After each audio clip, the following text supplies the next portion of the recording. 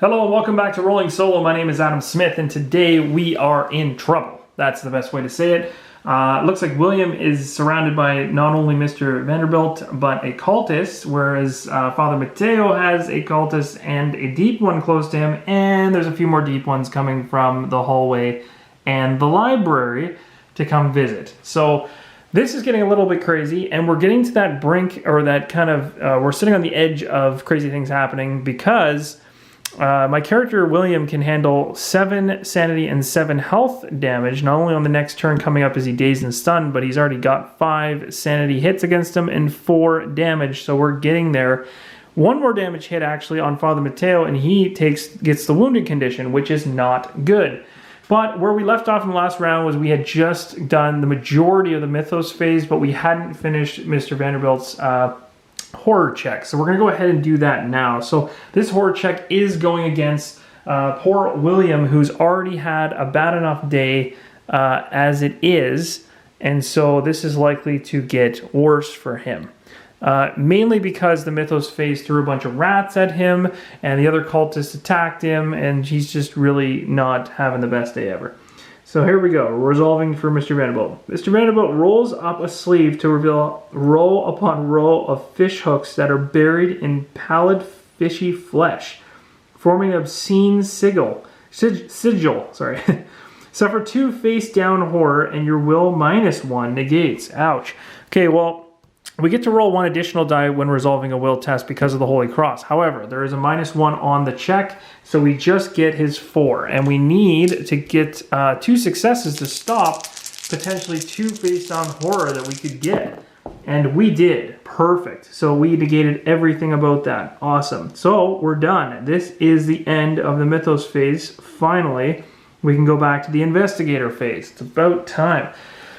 All right, guys, what are we going to do? We need to think about this. Now, William's in some serious trouble. We might as well start with William. Now, he has all kinds of conditions on him. He's got claustrophobia and paranoia. So it says whenever you end your turn within range of 2 or fewer spaces, you get a horror. So he's going to get a horror being in this room.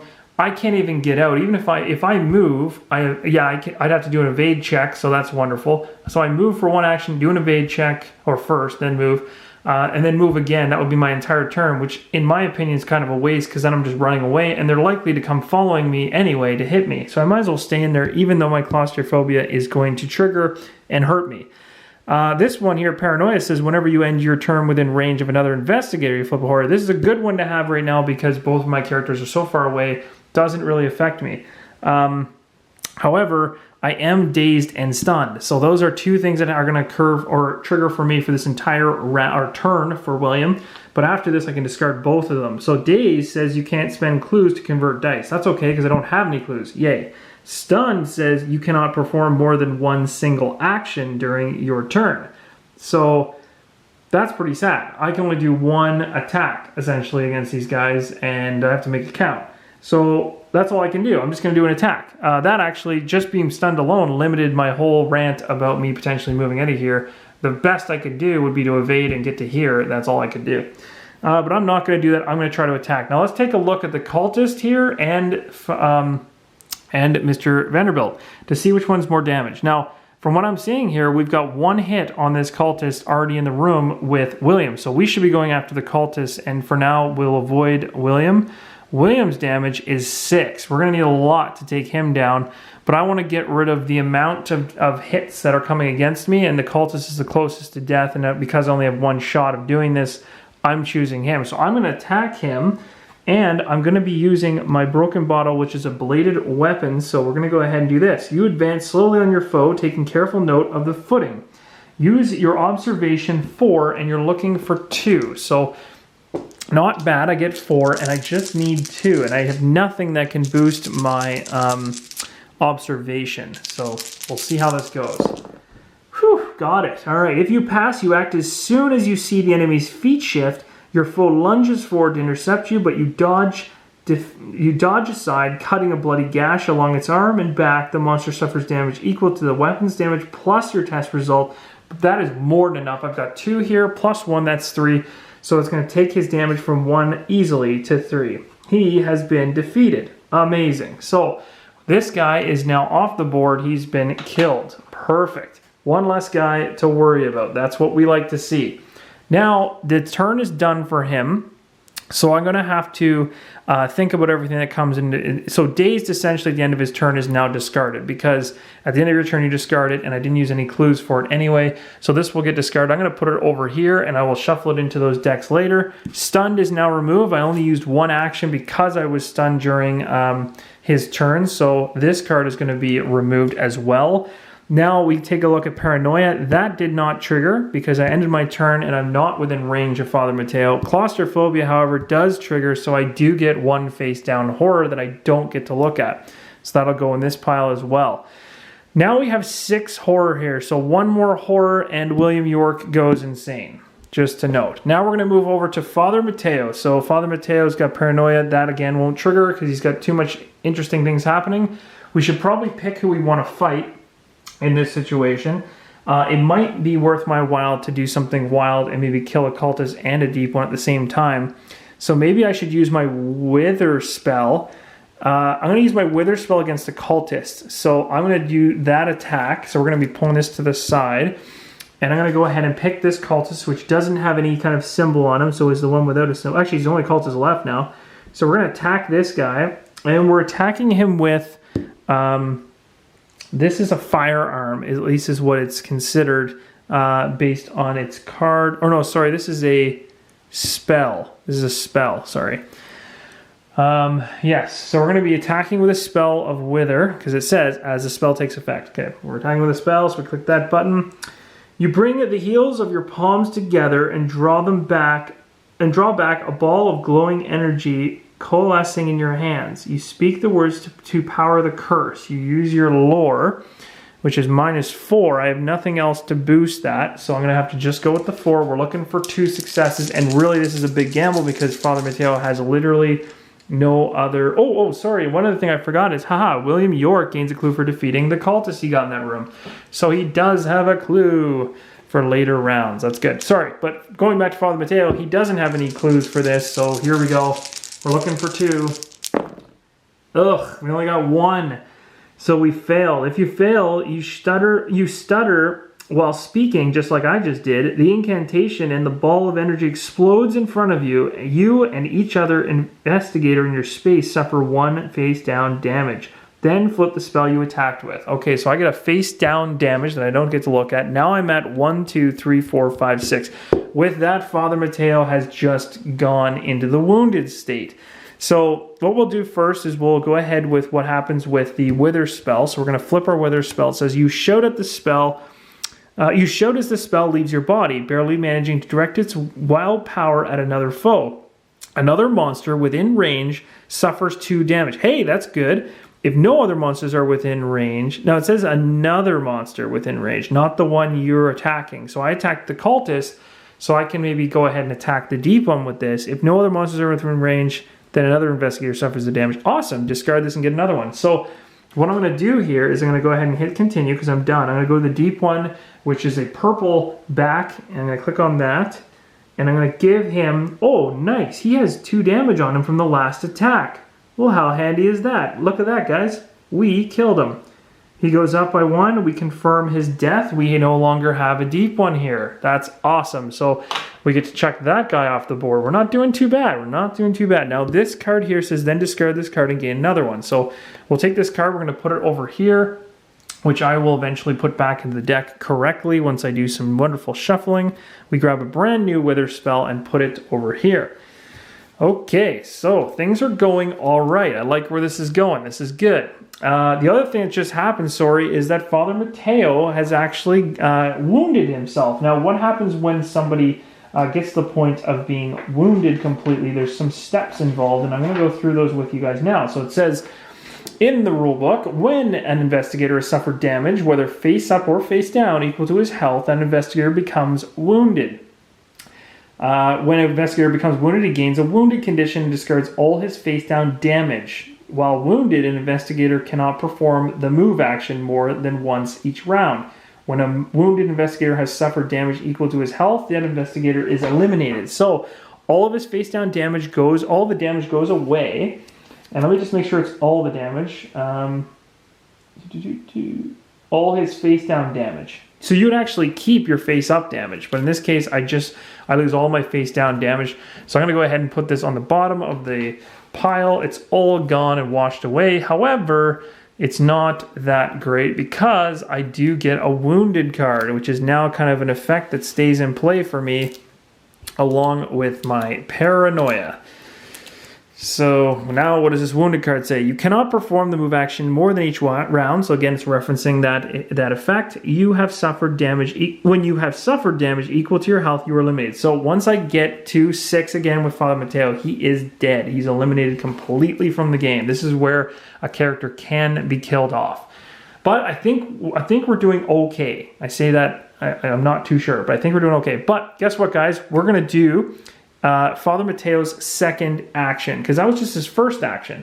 So I'm going to do a second action against this cultist again with the Wither spell, because I'm not done with him. That's a regular cultist, so I'm going to click on the regular cultist. We're going to attack him with a spell. You struggle to contort your hands into an appropriate arcane gesture. Use your agility looking for 2, so it's 3. We're going to take 3 dice, and we're going to hope for the best here. We need 2. This is kind of a tough one to pass with only... that's really tough, actually. Jeez, that's that's almost impossible. But not for Father Mateo. He's amazing.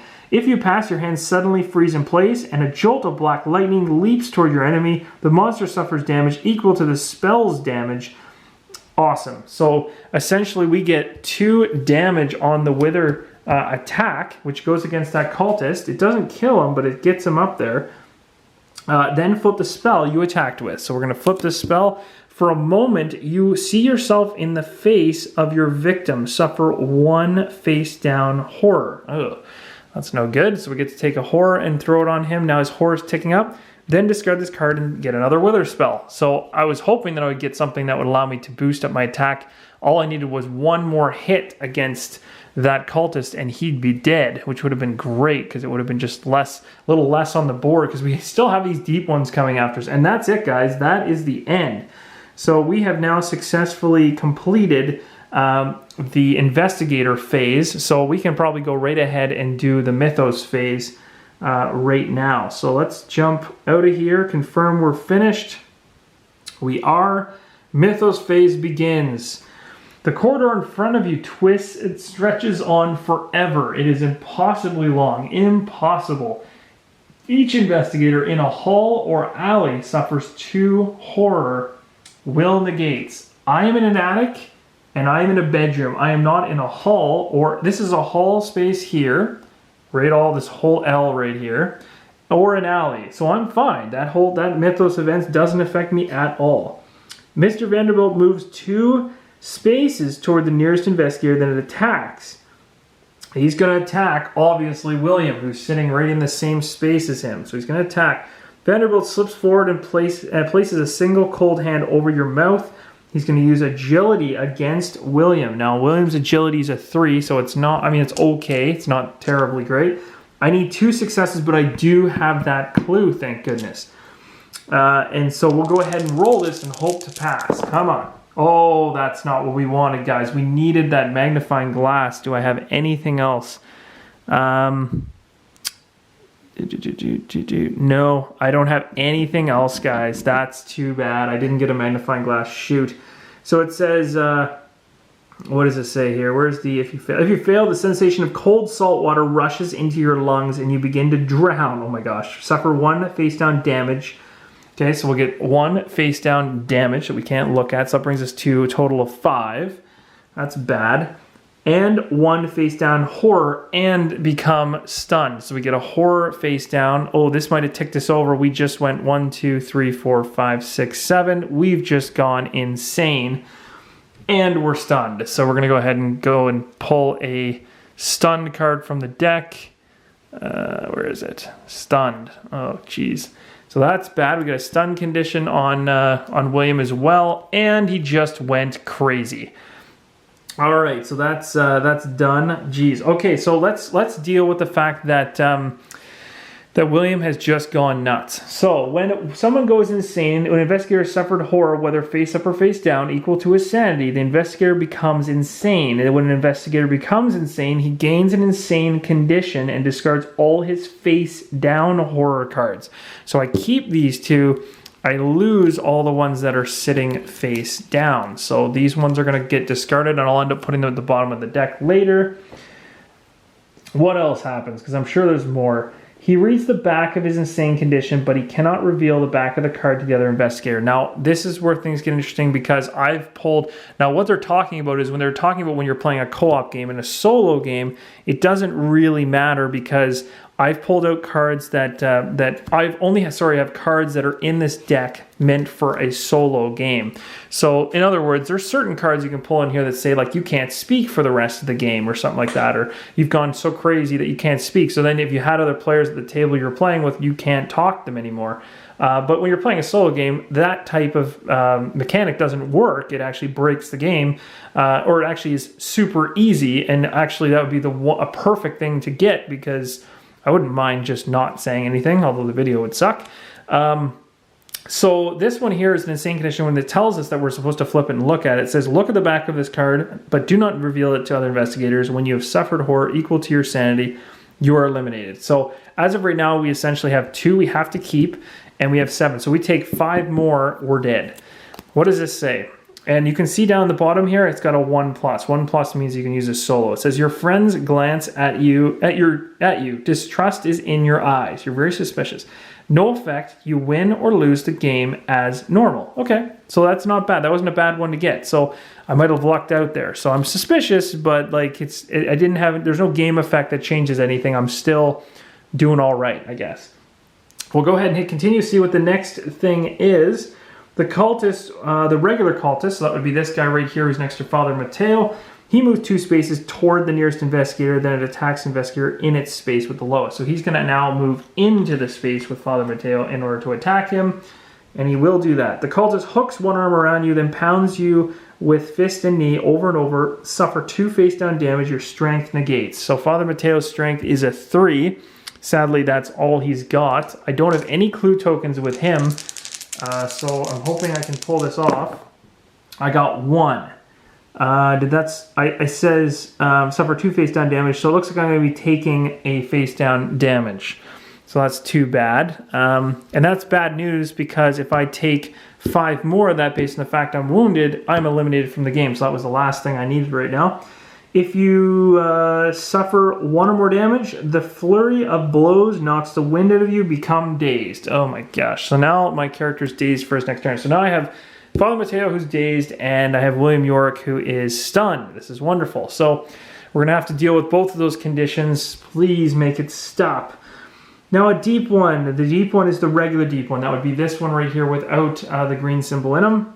You move 2 spaces toward the nearest investigator and it attacks in its space with the lowest strength. So let's use nearest. 1, 2, 3, 4, or 1, 2, 3, 4. So it is Father Mateo, so he's going to go 1, 2, and he's going to land here. But the good thing is there's no investigator, so he doesn't attack. This guy, the deep one, moves 2 spaces toward the nearest and then attacks investigator in a space to suffer the least horror. So again, this monster is going to go... let me think about this. He's... this guy came from this room. I'm trying to think if it makes sense. What would be faster? 1, 2, 3? Or 1, 2, 3? Oh, shoot. He would have gone this way. So, sorry guys, I'm going to back up and change the way I'd done this originally. Originally, this guy had moved 2 from here. He was here and he went 1, 2. But truthfully, if he wants to get close to these guys, it's actually closer distance for him to go this way. So he would have been 1, 2, and then right now, he would move 2 towards the nearest investigator. It says, move 2 spaces toward the nearest investigator, then it attacks the investigator in space who suffered the least horror. So right now, it's even. Like, either way, it's even. So I have to... Oh yeah, because I have to try to figure out which way is the fastest for him. How does this work? He's dead even. I think the players would decide at this point who he goes for because it's even. So I'm going to choose to have this guy go for... Who's closest to death here? Father Mateo is in trouble. He's wounded. If he takes 5 more wounds, he's dead. Whereas if William York takes 5 more sanity, he's dead. So really, we're kind of evened out. The deep ones typically hit for damage. And so, you know, I can... Then I think I want to send him towards William York. I really don't... Oh, this is brutal. This is really brutal. Now, also, I want to think of this. I'm stunned, which means you can perform more than a single... You cannot perform more than a single... So William's only going to be able to attack once this turn. So sending him towards William is a bad idea because I won't even get 2 cracks at monsters this turn. Whereas I'm just... With Father Mateo, I'm just dazed, but I could attack twice. So I'm actually going to send him that way. So I'm going to go 1, 2, and he's going to land here. But the good thing is I'm not in range of him, so he doesn't get a chance to attack me. So the deep one moves 2 spaces toward the nearest investigator, then it attacks the investigator in his space. He suffers the least horror. So no investigators in his space. Great. Each investigator must resolve a horror check against a monster within range with the highest horror rating. After all checks have been resolved, tap the end. So I'm going to go over to Father... Oh, this guy's obviously in range of the priest, so we'll do him first. So we're resolving a check with William. Vanderbilt exclaims the truth of a present and imminent horror. Suffer 3 face-down damage. Oh my gosh, will negate. So I've got 1 plus 4, so that's 5 will. Let's roll these dice and see if we can make it out alive here. We got 1 clue to burn. We need to get 3 here. Ugh, that was terrible. Okay, so... I end up getting 2 face-down horror. Now, this is really bad for William because William can't... This is exactly what he didn't want. That was terrible. Okay, so nasty. All right, and then that's it. We were able to negate 1 of the horror with the successful Elder Sign, but that's it. Now we're going to do a check against... we're going to look at this guy and whatever's within range. So range-wise, the deep one has the higher at 4, and the cultist has a 1. For horror, so we're going to be going after the deep one, and it's the deep one with the green indicator that we're going after. So we'll resolve a check against him. The deep one's gurgling seems to trigger something deep within your primitive mind. Suffer 1 face down horror. Oh my gosh, we just get it right away. So Father Mateo takes another horror, leases face down, and that's what we'd rather him take instead of damage. A rush of primal fear washes over you. Use your will check. My will check is 5, so I'll be doing all 5 dice. I'm looking for 2. Here's hoping that the primal fear doesn't affect me. Oh, look at that. So yikes. Okay, so I got it 6. I failed then, I guess. And I don't have anything on Father Mateo that I can use to flip that magnifying glass to a success. So if you fail, old and painful terrors bubble up to the surface. Flip 2 horror face up. Oh, geez. So I'm going to go ahead and I'll just take these horror cards because I'm not sure. I don't really know which one's which anyway, but I've got to flip... Oh, geez. I've got to flip 2 of these. I literally just accidentally flipped that one. Just going to shuffle these around a little bit, but they're not exactly shuffled great. And we're going to go ahead. And actually, what I'm going to do is I'm kind of running out of time here. So I'm going to hit the continue, and we're going to say this is the end of the Mythos phase. What I'm going to do is I may not be able to get both these done in this video, but I'm going to try. So we pulled these 2 cards. So at the start of the next video... I'm going to review these 2 cards that we just flipped for poor Father Mateo. Okay, so these are the 2 cards that I just pulled over. We'll talk about them in the next video. Hope you guys are enjoying the series so far. I'm really having fun, although I'm getting beaten. Seems like it's going to be very, very close whether we pass this. But anyway, until next time, guys, keep